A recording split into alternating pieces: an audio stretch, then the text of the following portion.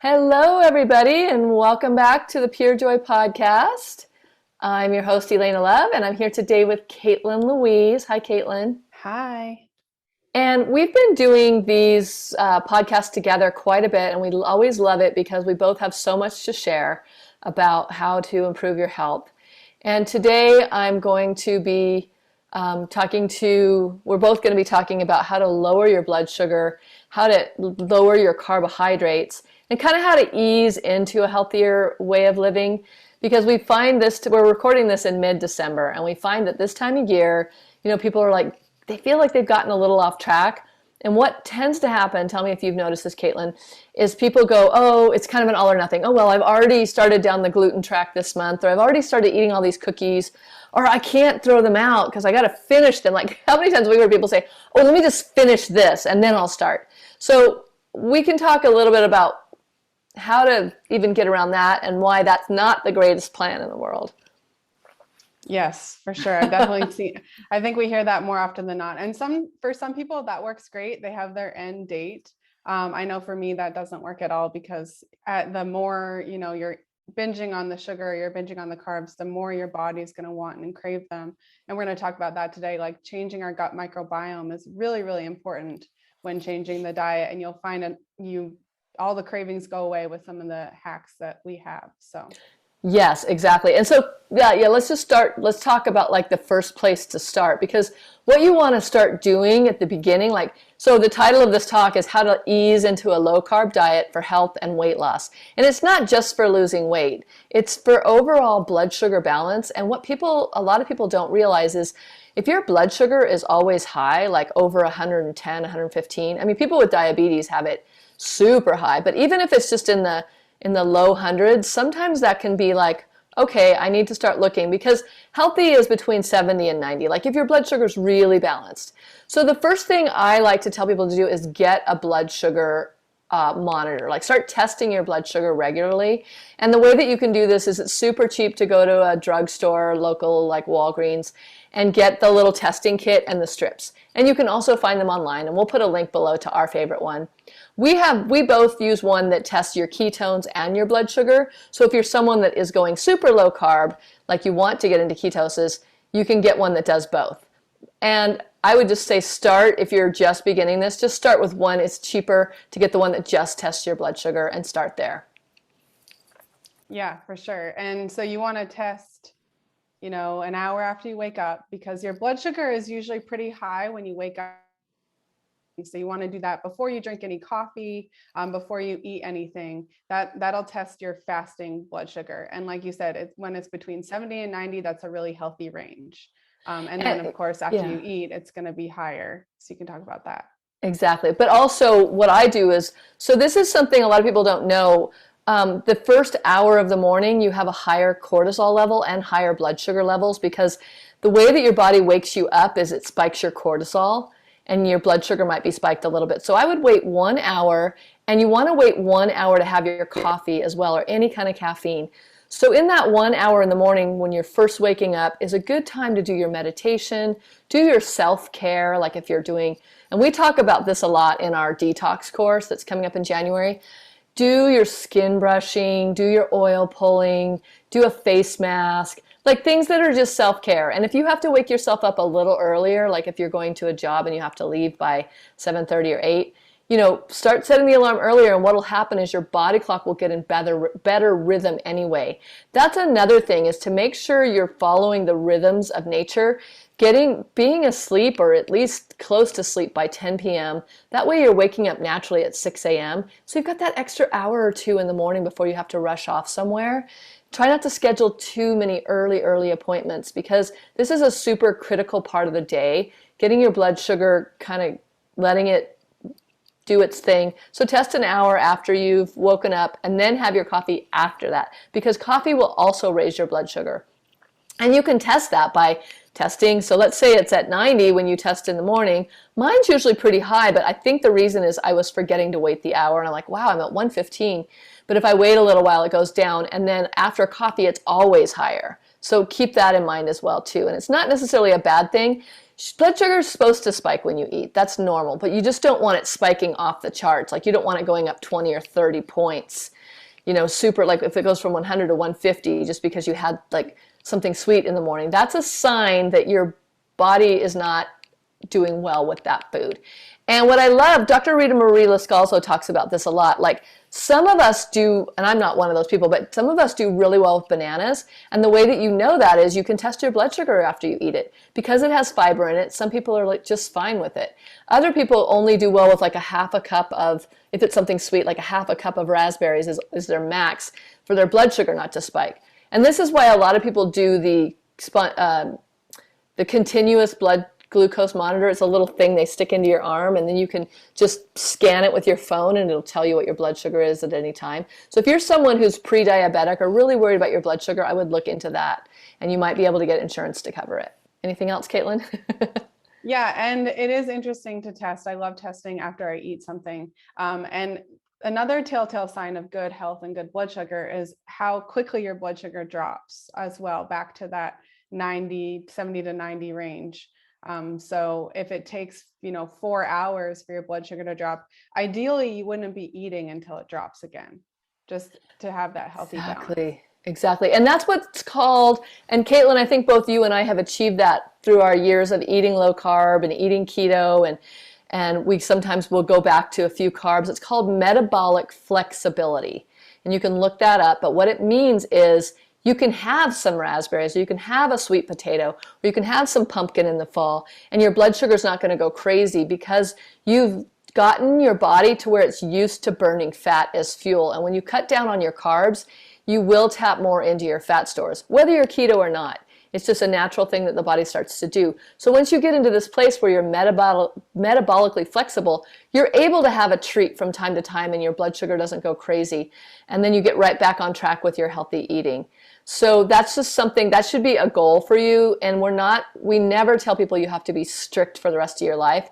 We just say, hey, find your balance in all of this. If you're a person that feels like you're a carboholic, which is very similar to being an addict to anything, whether it's alcohol or drugs or painkillers or whatever, if it's something that once you start down that track, you feel like you can't stop, and like we had mentioned, like eating way too many, eating the rest of your muffins before you start, like that's a sign that like, oh, this isn't a healthy habit.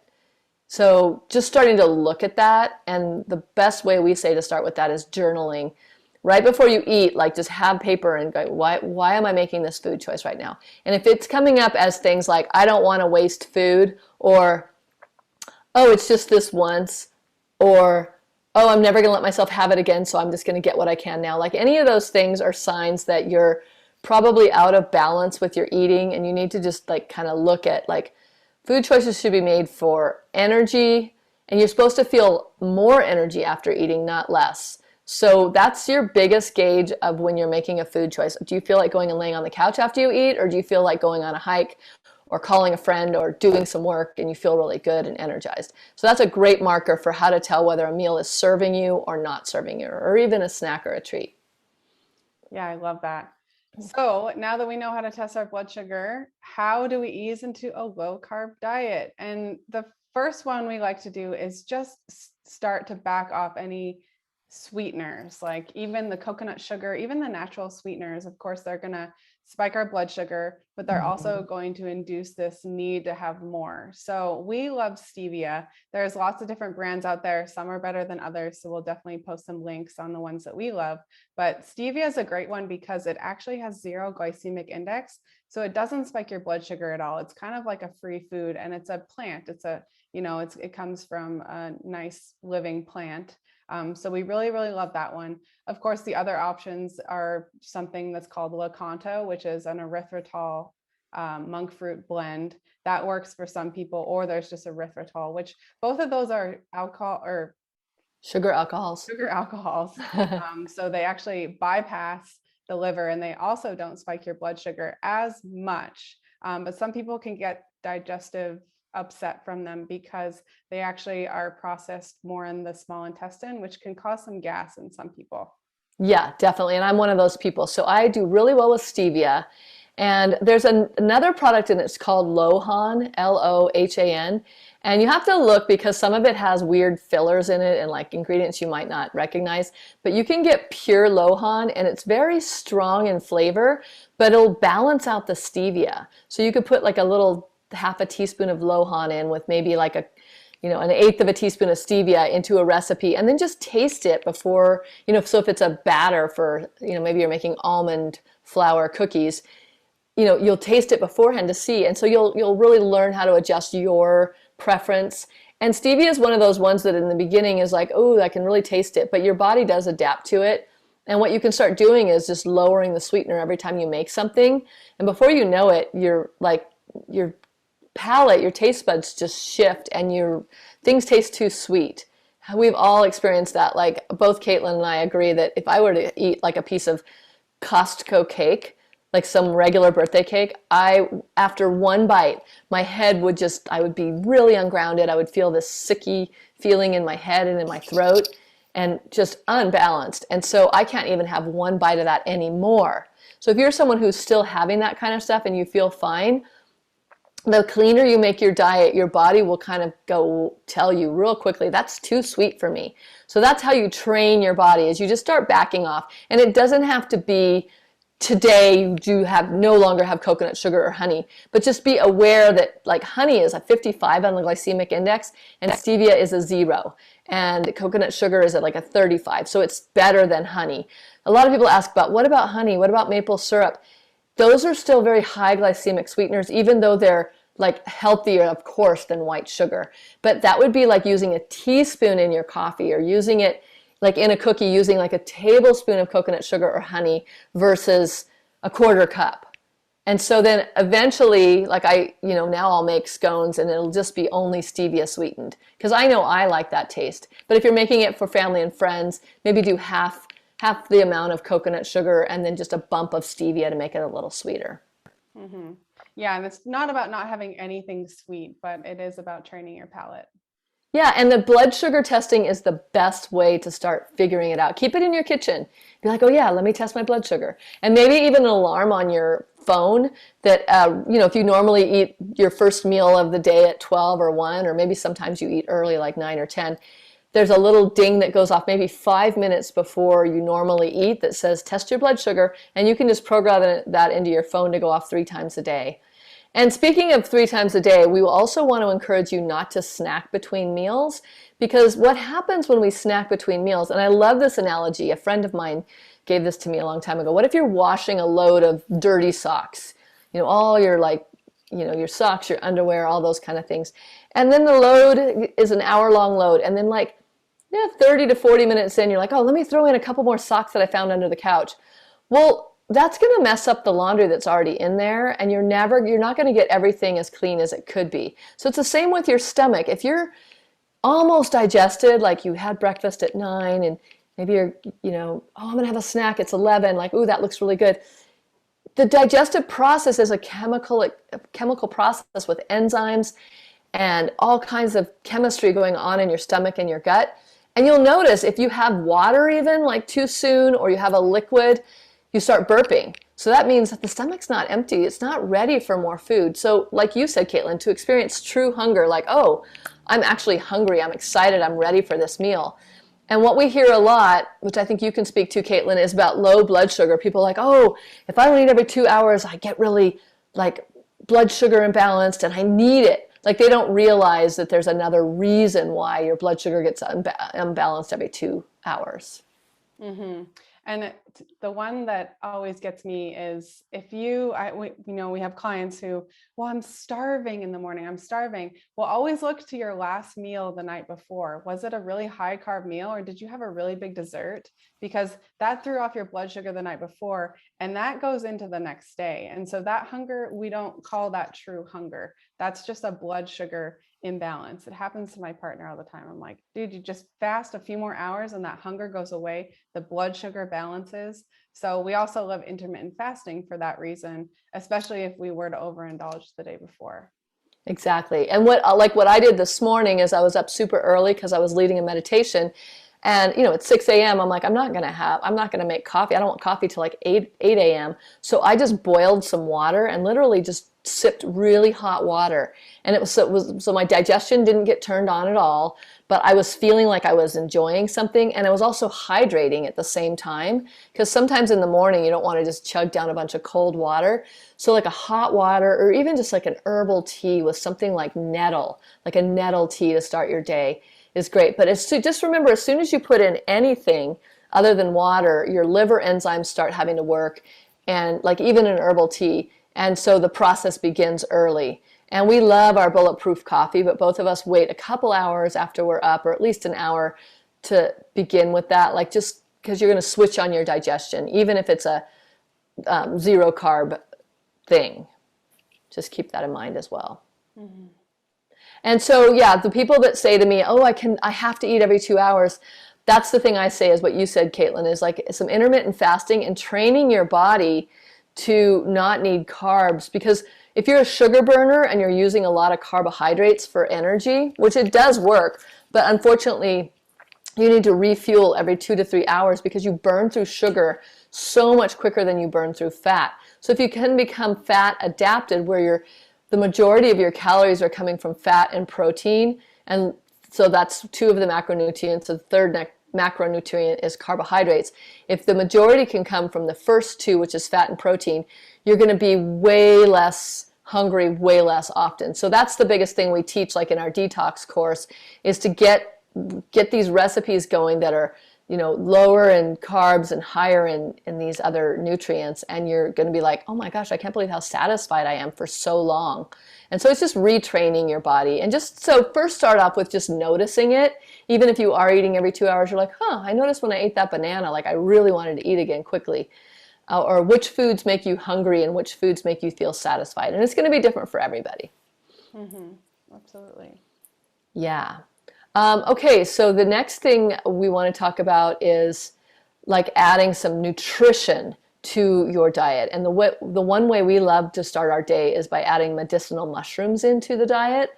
And you've probably heard of medicinal mushrooms, but the top 3 or 4 are lion's mane, which is really great brain food, cordyceps, which is also super great for your brain, but also gives you a lot of energy, turkey tail, this is something that is anti-cancer, but these are all super great brain foods. And then there's things like reishi and chaga. So you can buy a mushroom blend, and we'll put a link in below. But starting your day with that, like putting that into black coffee, or if you're going to do like a little energetic coffee, you can put a little scoop of coconut oil in there and blend it all up. And that's a great way to start your day, because you're getting all this brain food, and that makes you less hungry as well. Because a lot of times the brain is looking for fuel, and it's like, I don't have anything, let me grab fruit or sugar. And we don't necessarily think fruit is bad, but if you're eating a bunch of bananas and mangoes and you live in the Pacific Northwest, that's not in season right now in winter, and it's not your best choice. You need to eat foods that are more local. And in the winter, there's less fruit available. So just kind of try and be more seasonal with your fruit choices. Mm-hmm. And I love medicinal mushrooms because all of those actually have things in them that help balance blood sugar. They're adaptogens, so they're helping your body adapt to, and it just is such a great way to start the morning. And it does feel like you're eating something because, they have some protein in there and just, like you said, really good nutrients. So I love that. Yeah, and we both have this movie that we love called fantasticfungi.com, and it teaches you all about how mushrooms and mycelium work on the planet, how important they are for our ecosystem, and that we are actually walking bacteria as well. Our body is made up of more bacteria than anything else. So we really are walking fungi or walking bacteria. And so knowing how to feed that bacteria in a good way, like you mentioned probiotics, Caitlin, and feeding the gut, and these mushrooms are going to be a great way to start. And so, of course, all these links will be below. And then also thinking nutrient-wise, like what else can I feed my body in the morning before I begin what Victoria's, I forget his name, but he was like really well known in raw foods. And he said, like, don't open your food bag too early. That's what he called it, which is your stomach. Because as soon as you start putting stuff in, you're like, what else is out there? Which is natural, because that's our limbic brain, our reptilian brain saying, she ate food, there must be more, let's keep searching. It's just like we go into this mindless thing, and it's not our fault. It's we were raised, we not raised, but we have that in our lineage to be hunter-gatherers. So when food's available, we want to eat it. So it's really not our fault. We need to just have the right foods on hand. So one trick I love is green powder. And there's a couple green powders that we love. One is called Vitamineral Green by Health Force Nutritionals. Another one I really love is called it's called Greens, and it's by a company called Premier Research Labs. And what I like about theirs is it's just green powder, and I'll take a scoop of that and mix it in water, and I feel really nourished after that. And it doesn't taste great, but it also doesn't stimulate my palate to want anything else. So in the morning, a great idea is to drink like a celery juice on an empty stomach, or have a scoop of green powder and just stir it in water. That's like the lazy person's way, or the busy person's way, I should say, because we're not lazy, of just getting those greens in early in the day and getting your whole body nourished so you're not craving the wrong foods. Yeah, that's a big hack we give to our 30-day detoxers when they're experiencing a craving, even in the afternoon, at 1 after your lunch and you're craving something sweet, have some green powder. It totally nixes any cravings because it helps balance the blood sugar. So you can see a theme here. There's a lot of things we're talking about blood sugar, because that really is, the core foundation for having these cravings and wanting more carbs. Exactly. Yeah, and then for your first meal of the day, no matter what time it is, like if you've stopped eating at 5 or 6 in the evening, you're probably going to be hungry by 10 a.m., 9 or 10 a.m. It's a good idea to try and get your exercise in. It's called exercising on a fasted system. You get a little bit more out of it if you exercise before you eat, because your body's going to tap into those fat stores. So that's another really good trick. And then, have your beautiful smoothie afterwards, but try not to do like a fruit smoothie. And we teach this in our course, but do like a green smoothie with greens and some avocado and some of these medicinal mushrooms. If you're not a coffee drinker, throw them into your smoothie. And like just the right amount of stevia to sweeten, but not be over sweet, so that you can eventually just skip the stevia altogether and have it be like a green blended smoothie without fruit or sweetener. And your body will adapt, and it'll start to crave these things because you're getting your nutrients from there. Mm-hmm. And it may sound weird to have a smoothie without fruit, but we actually have a couple recipes on the website too that we'll make sure to link. We have a peppermint one, and I just posted a gingerbread smoothie that are all low carb. Yeah. And ginger's really warming in the winter, so that one sounds great. Mm-hmm. And avocado is a fruit, but it's a fat, so that's a great substitute for fruit. And just try it. Make up your own, or like you said, Caitlin, go and check out some of our free recipes on the website. All right, so once you get your body going and you've got your breakfast and you're feeling good, then at lunchtime is when you want to eat a lot of vegetables. Even if you're not vegan or vegetarian, and Caitlin and I no longer are as well. However, we still eat a very heavy plant diet. So like sauteing up some onions and mushrooms and garlic, making some delicious sauces like a pesto. And then if you want to throw in some protein, whatever kind of protein that is for you. If you're vegan, that can be like tempeh, and if you're not vegan, it could be eggs, like scrambled eggs, or making yourself your own frittata, or any animal product that feels good to go with that, if that's what you're into. No judgment at all, but make sure that it's humanely raised and it's super high quality meats or dairies or eggs, that they're not getting fed soy and corn and some of these less than optimal feeds, because whatever they're eating, you're eating.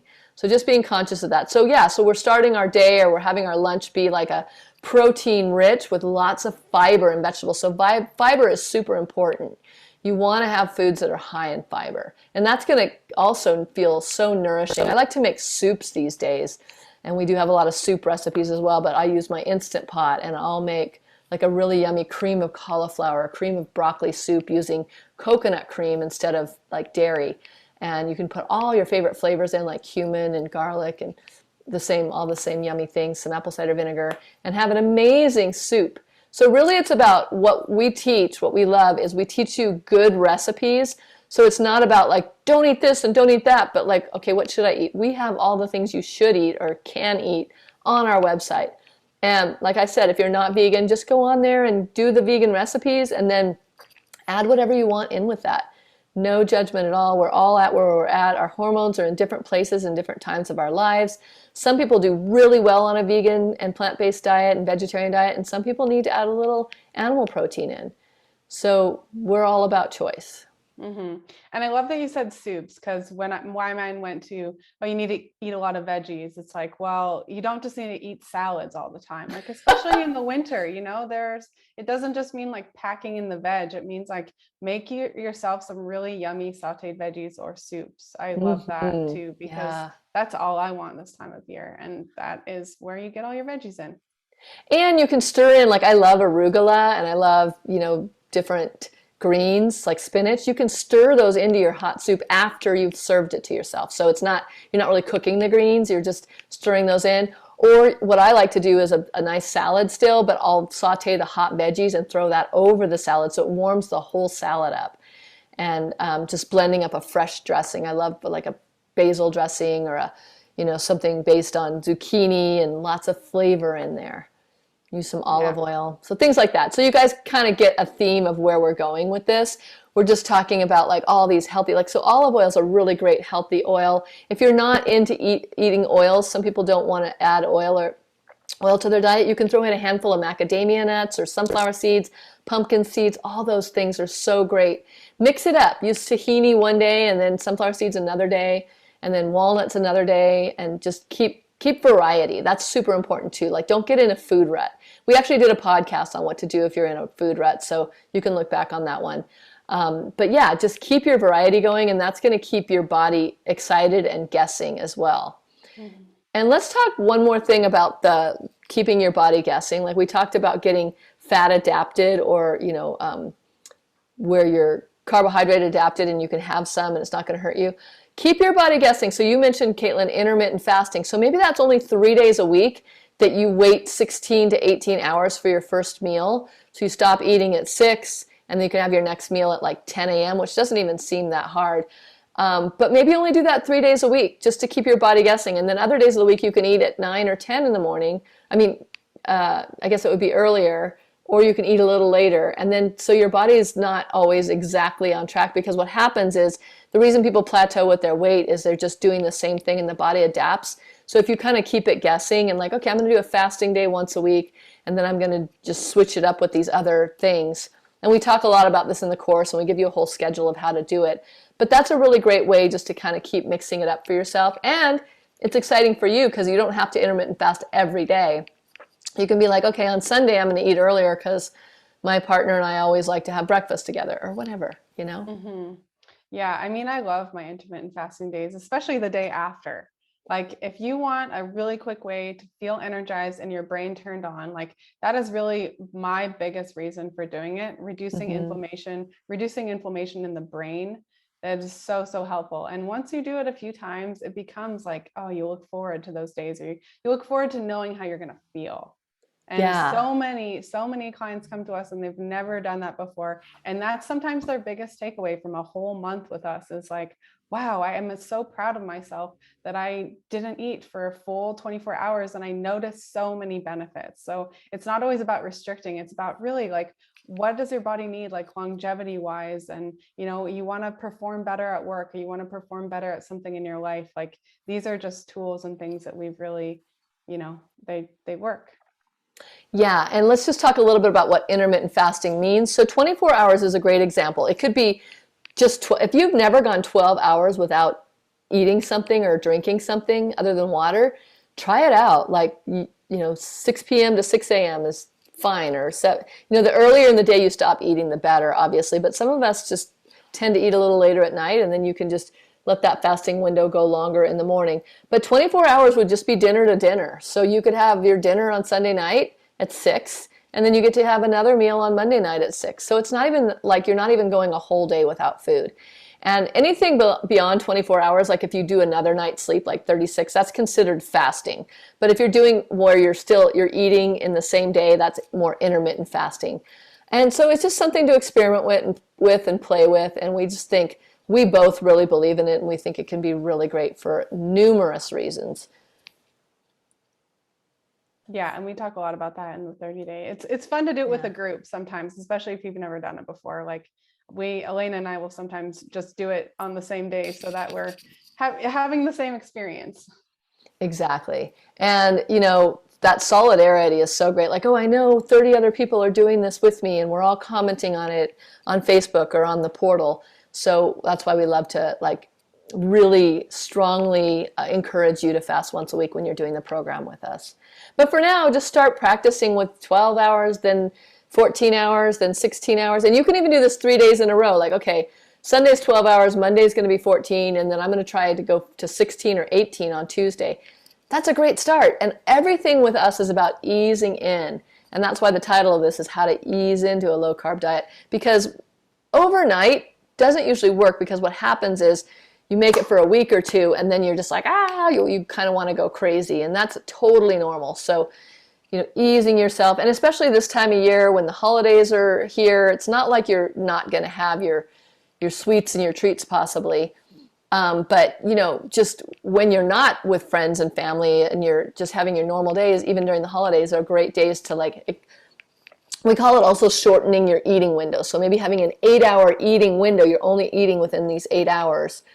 That's just another great way to look at it versus like, I can't eat for this long. You're like, I can eat for like in an 8-hour window, which doesn't mean you should be eating constantly in those 8 hours. Maybe you just have 2 meals a day.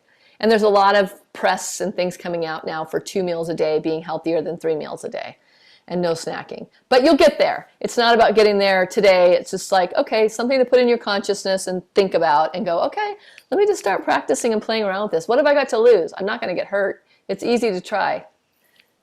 Yeah, and we just put out a blog actually on how to indulge and recover healthfully in the holiday season, because that's a really big one for us too. Is like, yeah, we're all going to have fun and indulge, but there are ways, like you said, like on your off days, maybe that's when you can try some intermittent fasting just in the holidays, and you're going to notice maybe this holiday season goes a lot different than last because you're not depleting your system fully, and then starting your program on January 1st, you're actually like easing into things and still feeling good throughout these weeks. Maybe that's something new.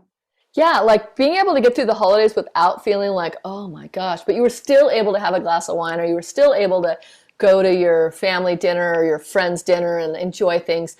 It's not about feeling deprived. It's like, oh, I got through the holidays and I didn't gain weight and I feel good. Like I feel good about myself. And that's really what it comes down to. It's not necessarily like, oh, I gained a few pounds, but like, how are we feeling about ourselves when we don't feel like we're being true to what our body is really wanting and asking for? And we all want energy. We all want to feel good, and we all want longevity. We want to live, like for me, I want to live a quality life. It doesn't matter if I live to 80 or 90 or 100. As long as I'm feeling good all of that time, that's my biggest goal. And these things that we're talking about are ways to feel, not just live a long life, to feel good while you're living your life. And sometimes mental toughness or like trying hard things is really good for you. Like, as an example, a cold plunge or running an extra mile that day or getting up early, sitting in a sauna for 20 minutes and sweating. Maybe it's uncomfortable, but we know that it's something that's good for us. Fasting for 14 hours is good for us. It's building what's called hormesis. It's a healthy stress on our body. And that's what keeps us, creating autophagy and getting our hormones to stay in balance. Is the body wants to work a little bit. If you're just laying on the couch like, like that's like not a life worth living, in my opinion. We want to like be active and feeling good and feeling motivated to go out and do these walks and these hikes and these, interactions and social things are super important for us as well. I know I'm digressing a little bit off the low carb, but I just wanted to say that. Well, it's a lifestyle, right? Yeah, it's a lifestyle. Our lives for the better. And yeah, part of that is food, and part of it is a lot of other things. Exactly. And so speaking of the food too, the next thing on our list is, getting your gut tested or getting allergy tested in some way. We like this company called Viome, and I'll put the link down below, but you can send in a stool sample, and get your gut tested and finding out what your kryptonite foods are and what your health foods are and what, you'll be surprised sometimes on what you can have versus what you can't. And we already did a blog on that, so you can check that one out as well. I'll link it below. So yeah, finding out if there's foods you're allergic to. And one way to do that is a food journal. Just start writing down like, oh, I felt tired. What did I have for breakfast? I had oatmeal. Oh my gosh. Oatmeal makes me super sleepy. Like I feel like I have to eat every 2 hours when I have oatmeal. But when I had that meal where I scrambled some eggs and put some broccoli in, oh my gosh, I felt good for 5, 6 hours. I didn't need to eat again. Okay, that's a good meal for me. So, or I'm sneezing after I ate. What did I eat? Like sometimes for me, if I eat the wrong kind of chocolate, I'll sneeze. And peppermint's another one for me, which I found out through that gut biome that I'm not supposed to have peppermint or spearmint. So that was like, of course, that makes sense. I was sneezing every time I was around peppermint. So yeah, finding out a little bit more about your gut, that's something we dig more into in our course. But, getting some allergy testing done or finding out what foods are working for you, because what works for Caitlin doesn't work for me, and we're all so different. Like I can enjoy things she can't have and vice versa.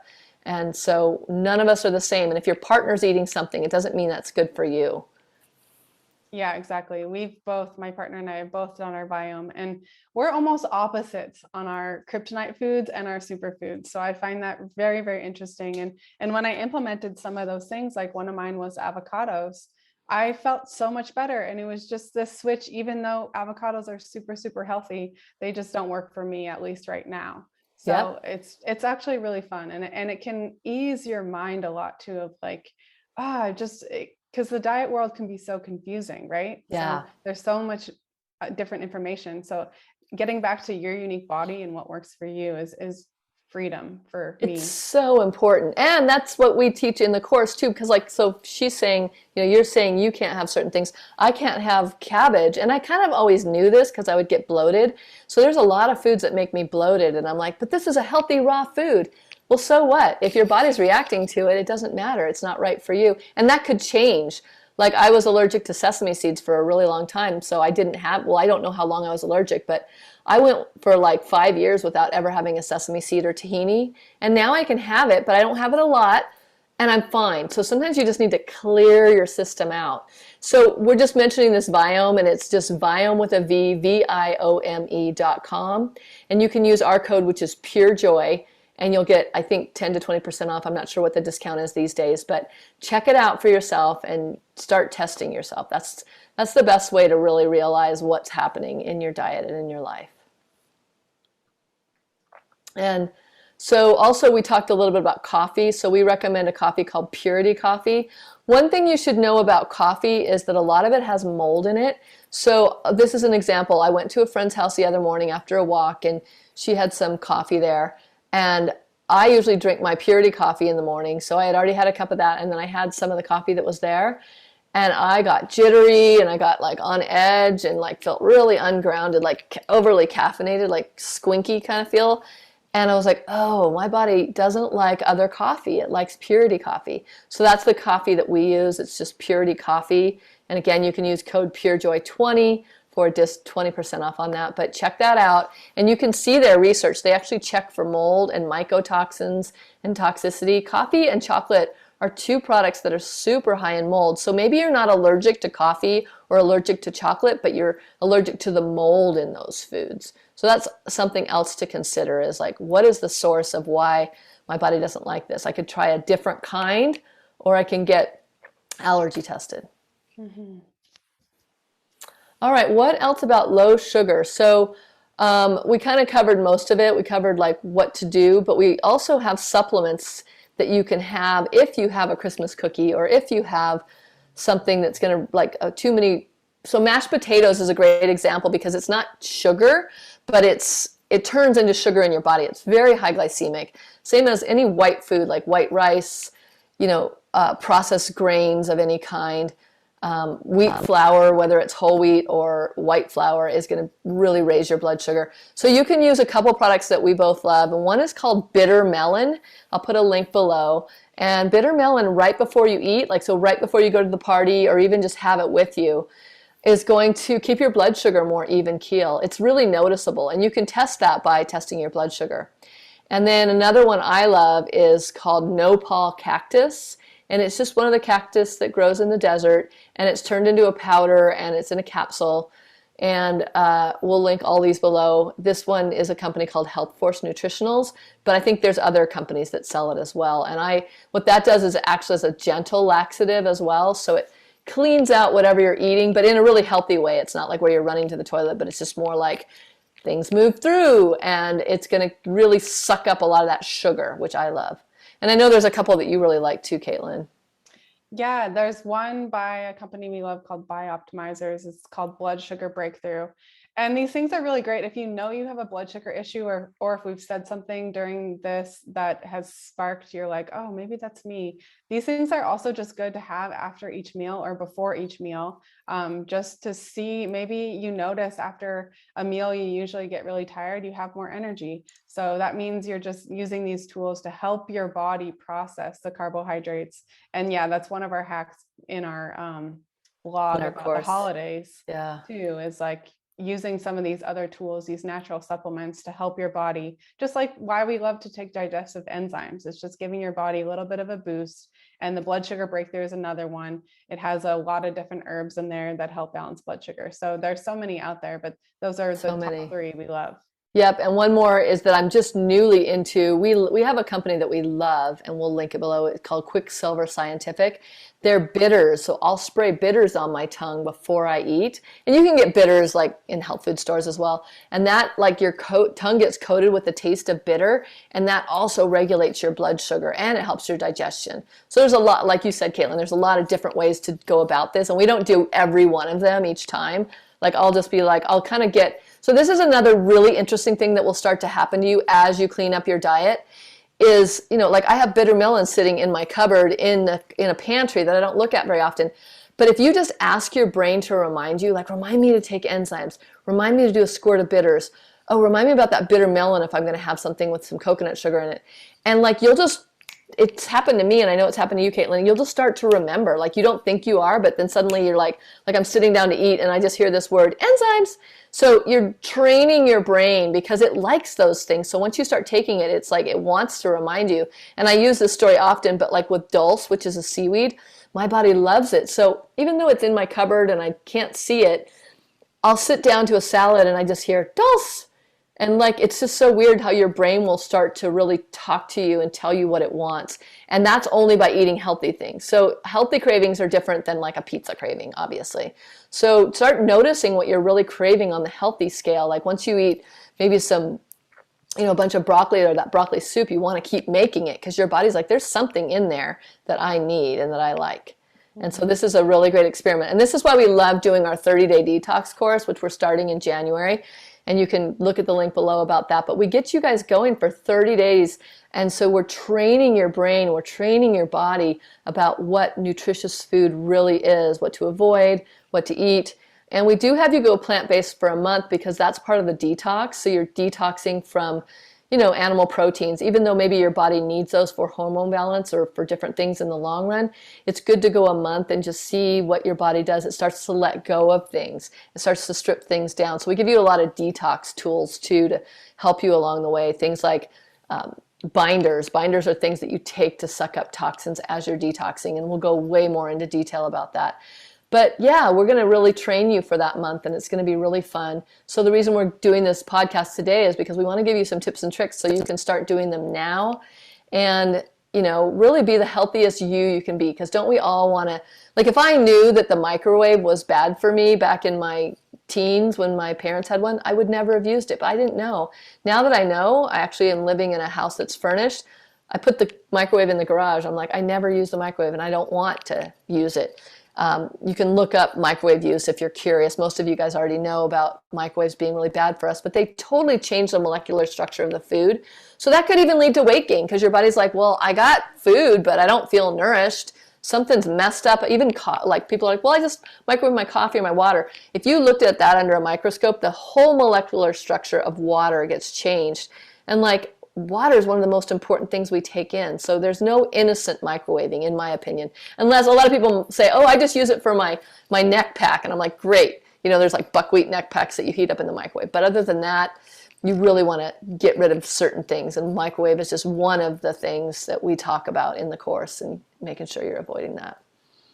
Yeah, so I would suggest picking one or two of these things that we talked about today and maybe try implementing them this week and start a food journal. That's a really good one to start on, and then implement a couple of these tips and tricks that we have because, yeah, we want you to feel good during the holidays and beyond.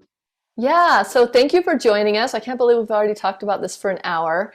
And if you want more, go to the look at past podcasts and go to, if you're watching us on YouTube, be sure to subscribe and give a thumbs up and even make a comment, because what that'll do is it'll make us be able to reach more people with this information, and it'll also show up in your feed if you're going through your YouTube feed, and it'll pop up, and you want to keep knowing about, because as we come up with new stuff, we share it with you. So the latest science, the latest information, like a lot of these supplements we talked about are, up and coming and cutting edge things, and talking about blood sugar and all the things that we should all know about. So I just want to thank you guys for joining us. Thank you, Caitlin. And we'll see you guys soon. Also, one thing is, if you want to comment, whether you're on a podcast and you want to comment there or in YouTube, just like, what would you like to see us talk about? Like, what would you like to know more about? And we're two women who are in completely different age groups, and we both have our stories and how we keep staying healthy, and even sometimes how we go off track a little bit, but always come back to homeostasis, always come back to center, to what our body wants the best. And it's an ongoing journey. So it's not about being perfect ever. It's just about, like, let me stay in this conversation. Let me keep listening. Let me keep going back to this information and maybe getting motivated and inspired. So I hope we've done that for you today. Okay. Thank you for joining me today, Caitlin. And thank you everyone for watching or listening, and we'll see you guys next time. Bye. Bye.